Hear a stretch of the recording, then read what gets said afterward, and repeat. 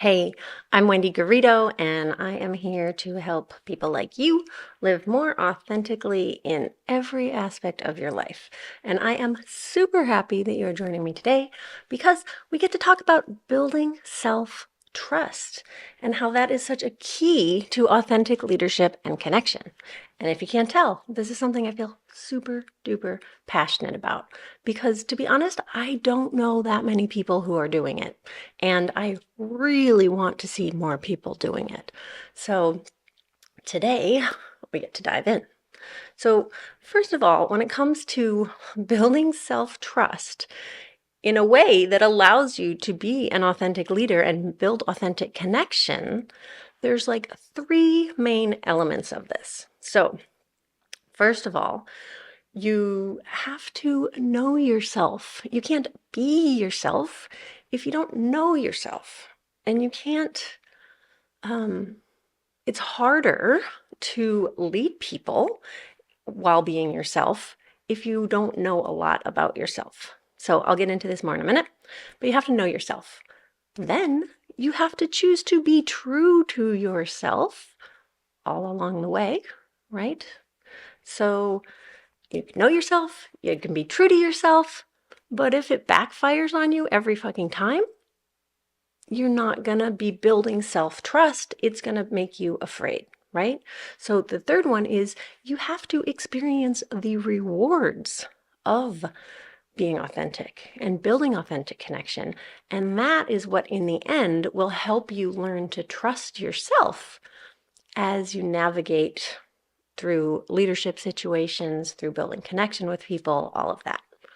So, at risk of repeating myself, know yourself, be true to yourself, and then experience the rewards of all that. So now we're going to dive into exactly what I mean about each of those things.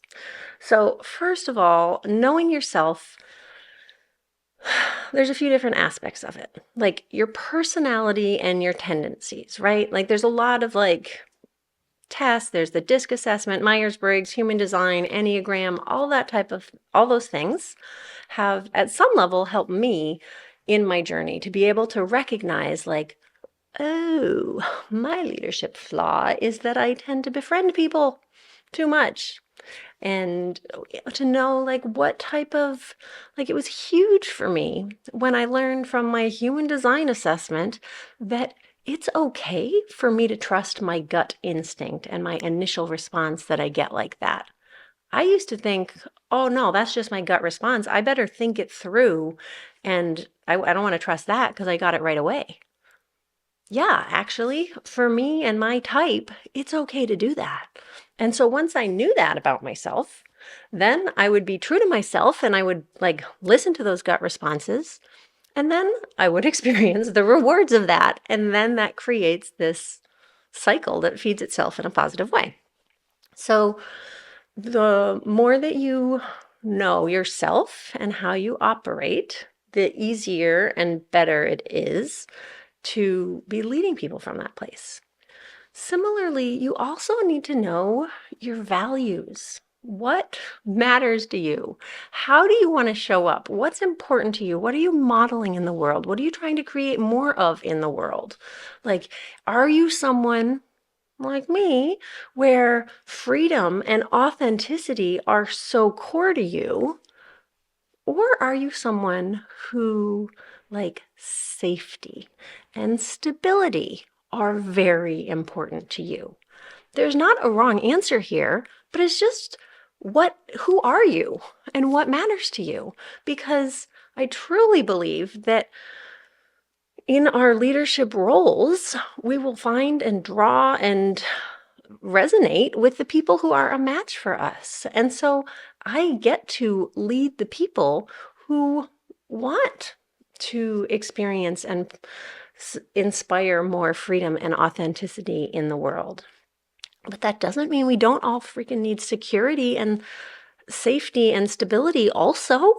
And so there's somebody else that can be leading that and speaking from that place. And it's not that I'm not going to listen to them. I will listen to them also because those are not things that are super natural for me. And so I want to hear other perspectives.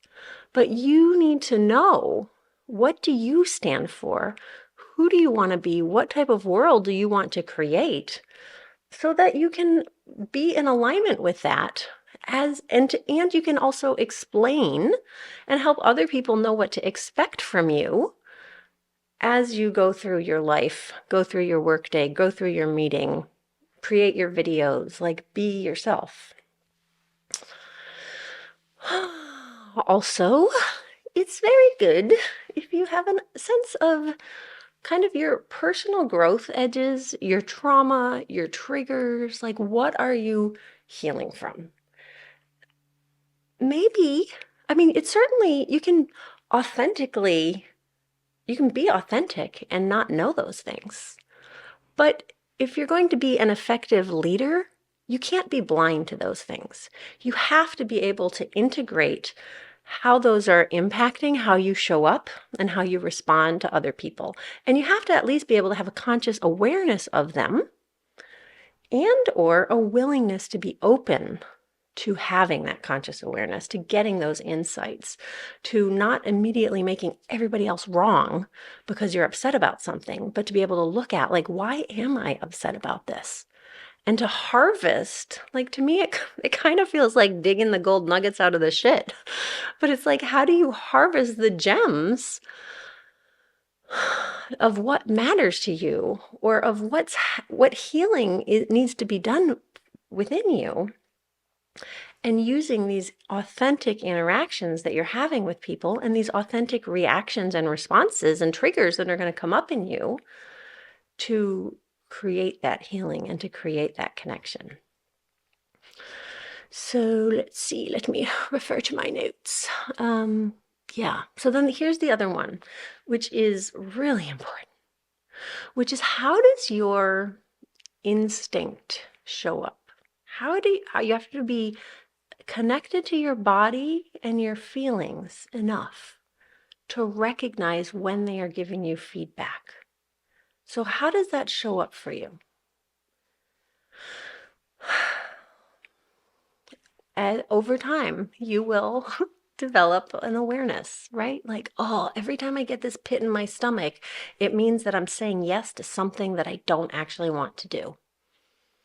There's your body giving you the authentic answer. Your people-pleasing yeses may not be authentically true to who you are, to what your values are, to what you want to do, to what feels right and alive to you. So when you can listen to the feedback from your body and your emotions, when you're feeling frustrated, when you're feeling excited, that is, in my opinion, the way that we are almost divinely guided forward through these these paths of leadership and through these situations. And I almost think of it as like going through this trail in the woods, and they're woods that you have never been through before. And so you have to figure out, like, when the trail branches, which one do you take? And how do you figure that out when it's not there's no logical answer? You tune into your body, you tune into your feelings, you tune into your intuition. I like instinct almost more than intuition, because sometimes intuition sounds like, oh, well, some people have it and some people don't, but every fucking animal on the planet has an instinct. And for you to be able to connect to, what are my instincts telling me right now? And then the other one that's easy to dismiss sometimes is just what you're thinking about. Like, notice what you're thinking about, and that can give you insights also. So I like, one of the things I heard a long time ago was to notice what you notice. And so let's see that you're like the metaphorical fork in the woods, right? And you're like, oh, there's some flowers growing over there. And then you're noticing, like, oh, I realize there's some flowers over there. Something is drawing my attention in this direction. Maybe there's water over there and that's why the flowers are growing. I don't fucking know what that is, but like, to notice what you notice, because what you notice is not what everybody else is going to notice. And so you are uniquely positioned to see and to speak to and to call into attention, same thing, I guess, the things that you notice. And not some of them, everybody's going to fucking notice. And you're going to be the one that gives a voice to what everybody's already noticing. And in other cases, you're going to be the only one that notices it. And that's why people are going to look to you as a leader, is because they learn to trust, like, shit, this person sees things that I don't see. And these things that actually matter to me and seem important. So if you notice what you notice, like notice if you're paying attention to your body or your emotions or somebody's body language, right? Even distractions, even if you're distracted. I call this getting a fly in my head. And sometimes if I just am like distracted by this thing, I have to name it. I have to get that fly out of my head so it stops buzzing around in there, right? And in doing so, it helps me be more present, and it speaks to something that hasn't been spoken yet that was important enough that it was distracting my attention. So sometimes that just helps us get present and we move on. Sometimes that speaks to like something super fucking important that I didn't even realize how important it was until I said it and it landed and made the other person cry or whatever, in a good way, or whatever it was. So you need to notice what you notice. So all of these are aspects of knowing yourself, of being aware of yourself, and of how it's almost like you're the signal, like you're the sensor, right? You're going through this world and you are a sensor, and you have to pay attention to what are you sensing? What signals and input and feedback are you receiving? And then you get to like channel that into what you say and you do as a leader, and or to build connection, like to be leading. I guess I think of it as like, even if it's just one-on-one with someone and I'm not there to like lead them in a group effort, like I am often the one leading us toward deeper connection.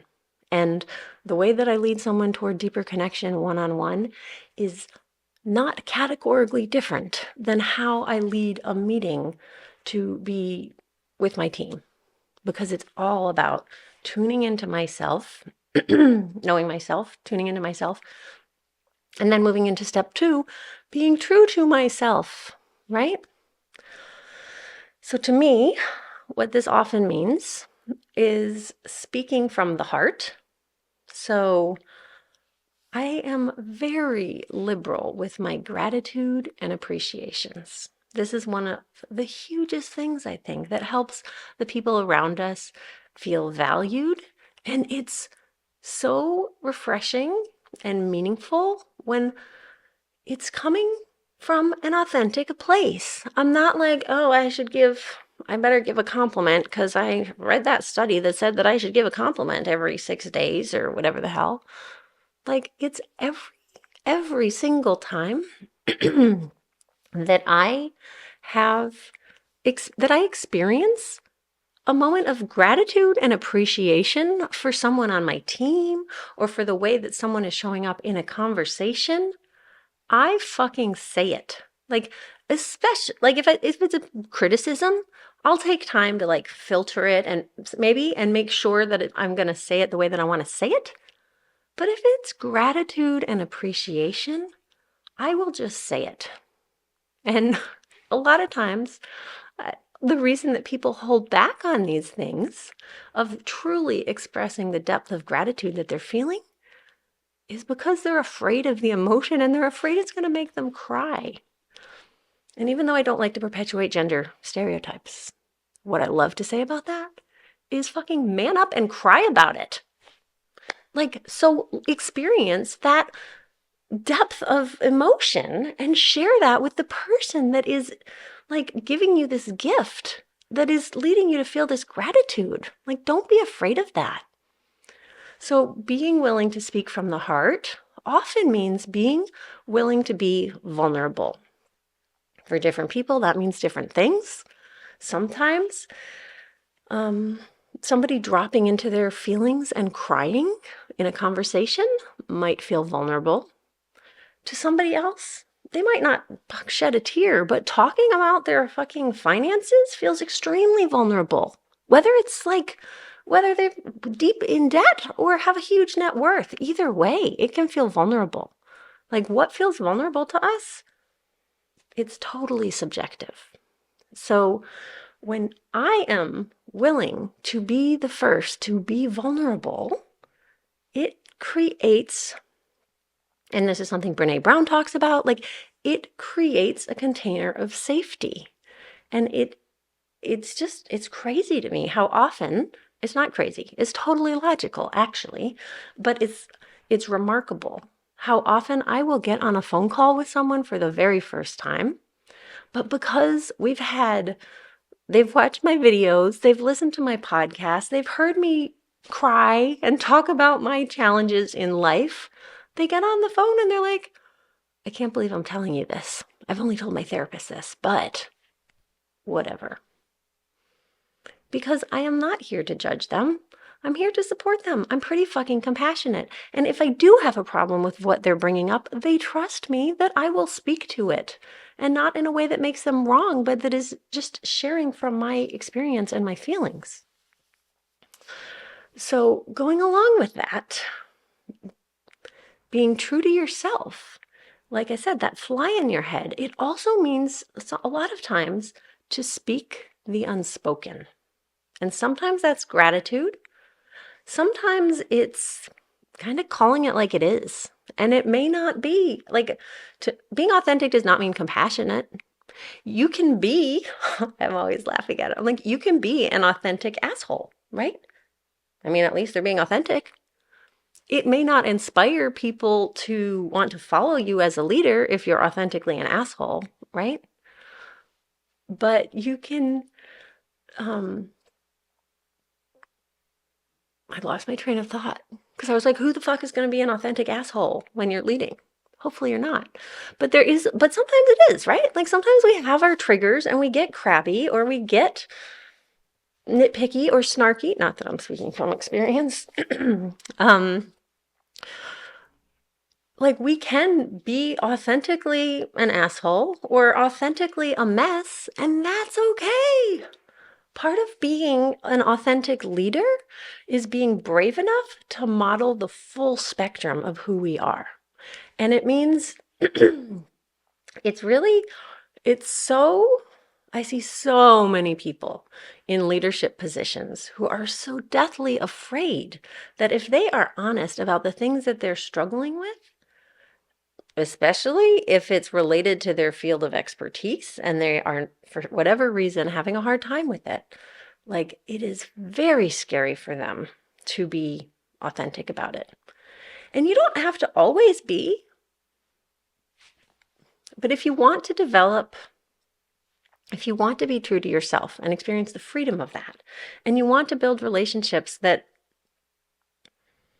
come from who you truly are, then sometimes it means being the one to be vulnerable, to like share the spectrum. Like, yes, I talk to people about money, and yes, it's something I also struggle with, or whatever it is that you work with somebody on, right? Like, it's okay. And I think there's been this shift that's happened where it used to be that we thought that people, or maybe people did want like this cookie cutter like success story, right? Like, oh, I was struggling and then this happened and then ever since then my life has been fantastic and I have no more problems with it, right?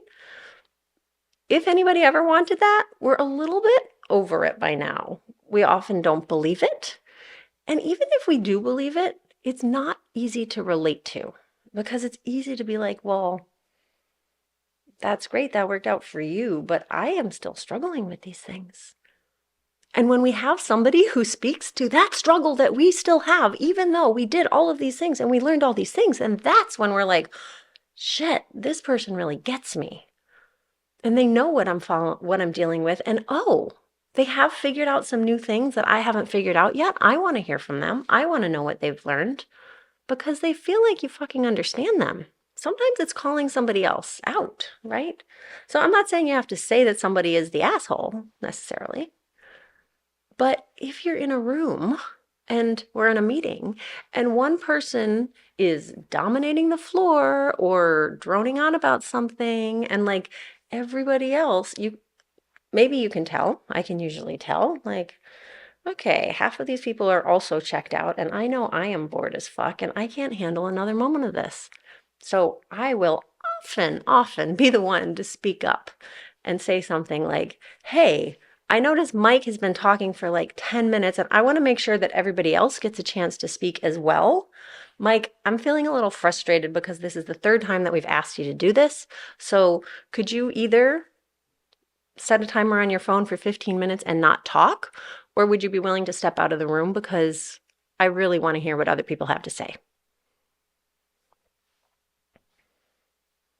Like, we got to speak the unspoken.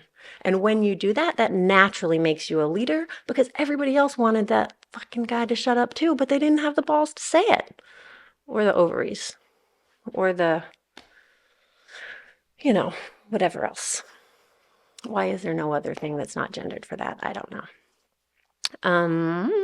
Let's see. So here's another one.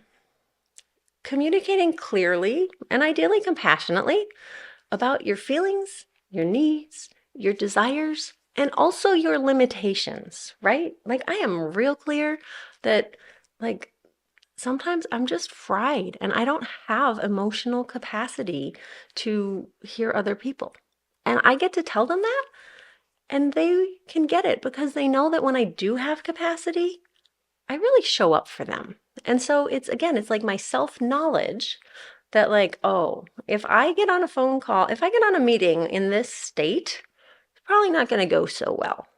So I'm going to let this person know that I'm not feeling myself, or that I need to go do something to take care of myself first so that I can show up in the way that I want to. So communicating clearly, ideally compassionately, and what that means is also like not making the other person wrong for what it is that you want or need. But also acknowledging if and when, which there will be, it's not an if, when there are times that you are making the other person wrong. And so you can like, even in that, you can acknowledge the subjectivity of it, right? So and sometimes it's like naming a story. So I could say, you know what, you have, the last 3 times you've made a commitment to me that you were going to get this thing done. You have come in at least 48 hours after the agreed upon time. And I'm telling myself a story that you don't actually want to be here and that you're not enjoying this job anymore. Is that true? So I'm not assuming that I know exactly what's going on for them, but I am sharing like something about my internal experience, which is saying, like, I have this story about this, but also I'm leaving room for them to verify it or not, right? To let me know, well, no, it's not that I don't want to be here. It's that I feel really distracted by this, right? Or like, I have this health issue or this new baby or whatever it is, that there's like, I'm communicating clearly, but I'm not making assumptions, and I'm allowing space for the other person's feelings to be named and for my assumptions to be corrected, or for clarity to happen. So similarly, it's equally important to be real clear when you can't do that, right? So it might be like, I'm too angry right now. I can't hear what you're going to tell me is not going to be able to land for me right now. So can we talk about this tomorrow after I've had a chance to sort of calm down and regroup and figure out how I'm feeling and why, right? Or later in the day or whatever. But equally as important to communicate what you can't do and what your limitations are, and when you can't be compassionate, as it is to do your best to be compassionate when you can't. Along with this, super important to take responsibility and apologize when you act out of alignment with your values and how you want to show up in the world. There's such this idea that leaders that they should be perfect, or they're not fit to lead. Nobody's fucking perfect. We're not all fit to lead, but you don't need to be perfect in order to lead. You have to like move in a direction and people have to want to follow you. That's basically the bare minimum of what it takes to be a leader, right? And so it's okay when you fuck up. It's okay that you fly off the handle. Ideally, you are working hard to reduce or change how that happens. But the number one thing is to take responsibility and acknowledge it. And that will make a huge difference because it also gives, again, it gives other people space to be human and it gives other people space to make mistakes, but also it makes it fair for you to expect them to take responsibility and acknowledge it. But you don't get to fucking hold other people to different standards than you hold yourself. And so you have to be the one modeling these things to the best extent you can, right? And you even get to, this gets to be kind of meta, but like, you get to apologize about the fact that you didn't apologize very well, right? A lot of times people are like, well, I want to say such and such to so-and-so, but I'm afraid that they're going to feel this way.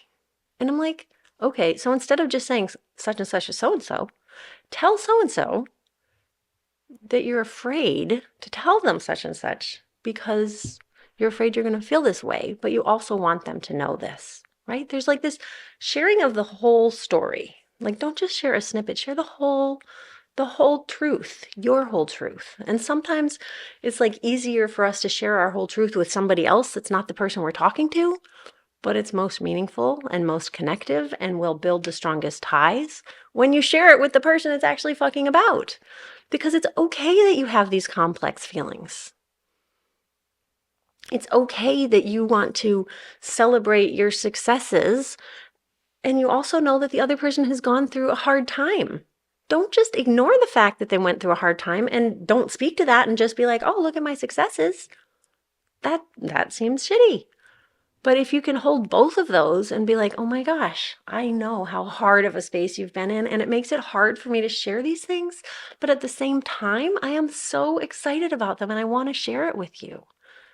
9 times out of 10, they will hear that. And maybe it'll bring a little bit of lightness to their day because they're happy somebody is being successful. Or maybe it gives them hope that they can be too. You don't know. And that's a big thing. Like, we can't be attached to how somebody is going to show up in response to what we say or do. We just need to consistently, I think of it as making an invitation, right? Like, we get to invite authenticity, we get to invite honesty, we get to invite deep depth of connection, we get to invite vulnerability every time we show up in those ways. But we don't get to be attached to it and pressure it and like force somebody to. And or if we naturally are feeling that way, which can happen, happens to me sometimes, we can acknowledge it and be like, I don't want to put pressure on you. And also, I feel anxious about this. Can you help me figure out what to do about this? So powerful. So much better than the half-truths of like, I feel anxious and I'm not acknowledging the pressure, or like, I don't want to put pressure on you, so I'm going to pretend I don't feel anxious. Like, share the whole thing. And then, like, you really need to stay in integrity with yourself and your words. And if you can't, that's okay. Change the fucking words, right? Don't say that you're someone who, don't say that you're someone who wakes up and goes for a run every morning when you don't, or when you only do once a month or once a week. Either work real hard for a little bit and change that and actually do go out and do it. But then if you're like, well, I'm only do it 3 times a week, then say it's 3 times a week. Like, you don't need to hold on to this story of being better than you are or more perfect or different than you are when you can't. Like, either change how you're showing up or change what you're saying about how you show up so that they're in alignment. That is what is the most important. It's okay to say you only, like, I have a a course in my membership called Practice Your Spiritual Practice. I don't pretend that I meditate every fucking day of my life. I am honest about the fact that I go in cycles and I meditate every day for months at a time. And then I stop. And sometimes my life is not made better by the fact that I stop. But that's like my process and that's my cycle and that's okay. You may fall in love with it and do it every day for the next 5 years. Or maybe you're going to be someone similar to me and you use it for a while and then you come away, but you always have this thing that you can come back to. That is so powerful to me. So stay in integrity with yourself and your words. And if you can't, then change the words that you're saying. Okay, this is getting to be quite the video. So let's see. Know yourself, be true to yourself. And now I want to get to, again, like you can do all of those things. And if it's just always making life feel harder or making you feel triggered or making you more unhappy or less successful or creating disconnect from people, well, you should reach out to me if that's the case. But like that's not going to help you build self-trust, right? What's going to help you build self-trust are all of the times when you do that and you feel the rewards. And you will. So if nothing else, there's the reward of feeling what it's like to be true to yourself. So case in point, like my marriage, like we separated in 2017 because I wanted to open up the relationship and see other people. And he didn't want to. And it led to an awful divorce, disconnected relationships with family members. My kids are still dealing with, we're still dealing with the repercussions and trying to support them through healing through the divorce. Like, if I could wave a magic wand and have all of that never happen, of course I don't wish that on any of us. But on the other hand, in the years since then, I have felt more alive and free and gotten to know myself better and be truer to myself. And I get to, and like the things that I've learned, I get to pass on to my kids that I would not have learned otherwise. The insights and clarity and understandings that I have. And I have never for a moment, in a way, like the worse the divorce got, the more I was like, thank God I didn't continue down this pathway. And so even when things are hard, this sense of I did what felt right to me, and the hard things that I'm dealing with are because I did what felt right to me, I will take that any day over dealing with hard things because I pretended to be someone that I'm not. I just don't do that. It's hard, very hard to do for me. People do it all the fucking time, right? So even when we pay a high price, it's coming from this place of we have been true to ourselves. And there is so much power and freedom in that. And that, amongst other things, will give you more trust in yourself that you want to keep doing that. And it's also, you get this freedom to stop pretending to be something that you're not, right? I didn't have to pretend that I was happy with this life that I wasn't happy with. Or you don't have to pretend that you're okay with whatever dude, Mike, that I made up in the example who's taken over the meeting. Like, you don't have to pretend to be something that you're not once you fucking say what you are. And that is a reward that helps you build that self-trust. This is sort of similar, but there's this I don't know how else to call it besides a sense of aliveness. And I guess I think of it as the idea that we're either growing or we're dying. Like, we are either becoming more of ourselves, and sometimes that doesn't, we're going through hard initiations, but even in the pain or the tears or the grieving, there's still a sense of aliveness. We're not being numbed out. We're not being disconnected. We are here feeling our feelings.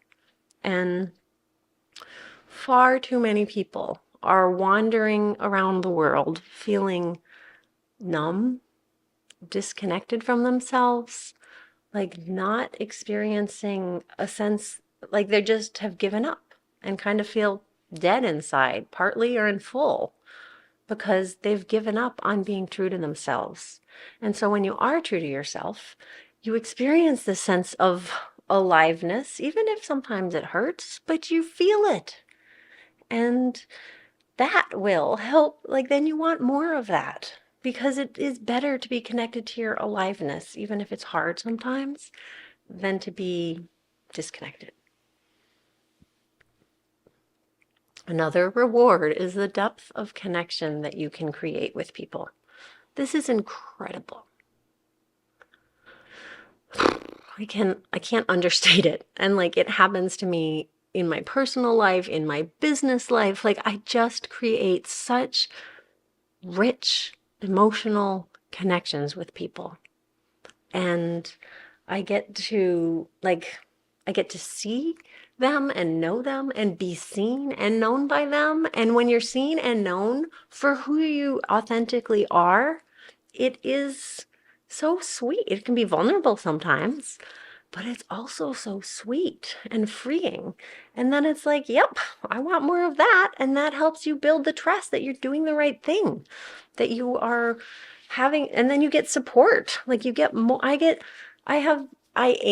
because I am so loyal to people. And because I know myself and I know when I have somebody that I'm like, feel deeply committed to, and I trust that,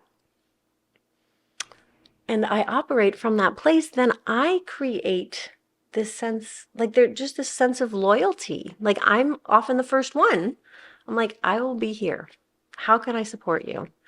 And then because it's authentic, I'm not fucking bullshitting them, then there is this genuine loyalty that gets returned to me, which then also shows up as support. Like support. I get to just fucking sit here and record this video. And I have support from my team in doing all of the other shit that I don't like to do. And I got here by knowing myself and being true to myself, right? So that is helping me build my self-trust every fucking day. This is my last point. We're almost to the end of this. And that's like celebrating your wins. You get to, like, another reward that you experience is not just that you have the win for yourself. You also get to celebrate the wind. Celebrate the wind. You can celebrate the wind and the win with the people around you and with the people that you're leading. And that is incredible. So you have to have all of these elements of knowing yourself and then being brave enough to be true to yourself, which gets you to being able to experience the rewards of all of that, which helps you learn to trust yourself and kind of go back through it all again in the next situation. And that, to me, is the key to authentic leadership and to building connection and trust with people. So, have I answered your questions? Is there anything else that you think that I'm missing? Ask away. Comment or send me an email, wendy@wendygarrido.com. Subscribe to my channel if you want more like this. Take a look at my membership program, the Get Sold Life. Like this, I love this video. This is core to not only, like, it is how I am being in the world, which is drawing people towards me and helping me, like, lead in this direction.